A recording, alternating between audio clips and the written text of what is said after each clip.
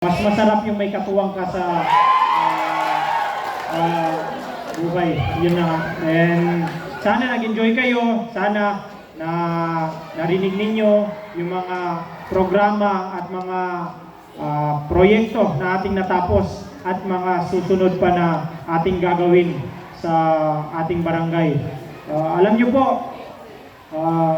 kanina nakalimutan ko si Ma'am principal ng Tamuntaka Elementary School magpasalamat dahil gaya nga po ng ating nakagawian, si Ma'am Principal po ay bagong transfer lang din, kaya medyo bago lang din siya dito sa ating barangay, pero ganun pa man kami ay nagpapasalamat din sa kanya. Then sa ating mga Christian leaders, sa ating IP leaders at lahat ng mga stakeholders dito sa ating barangay. Dahil nagtatrabaho po kami, hindi para sa amin, kundi para po sa ating mga kabarangay. Gusto ko lang po tawagin ang aking mga kasama, mga barangay kagawad, si Kagawad Isyam. Punta kayo dito para makilala ko. Kagawad Tito, Kagawad Tasil, Kagawad Dato Ox, Kagawad Dato Nords, Kagawad Dato Jun, Kagawad Dato Dos.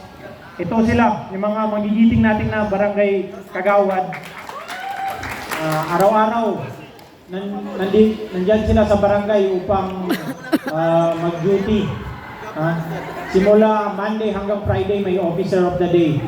Walang araw dyan na pupunta ka na wala kang maabutan na elected official. So yun nga po, gaya ng promise namin na serbisyong maasahan, nandito po sila, no? Sila yung mga kasama namin. Kung magkasya lang sana lahat, pati mga barangay health workers, si Sally mo rito pati mga purok leaders, pati mga barangay staff. So yun po, nakita ninyo po yung mga elected officials ng barangay Tamuntaka Mother, Dato Balabaran, nandito sa inyong harap upang magpasalamat sa patuloy na kooperasyon, patuloy na suporta at walang hanggan ng pagmamahal sa ating barangay. Maraming salamat po, and wabillahi taufiq wal hidayah. Wassalamualaikum warahmatullahi wabarakatuh.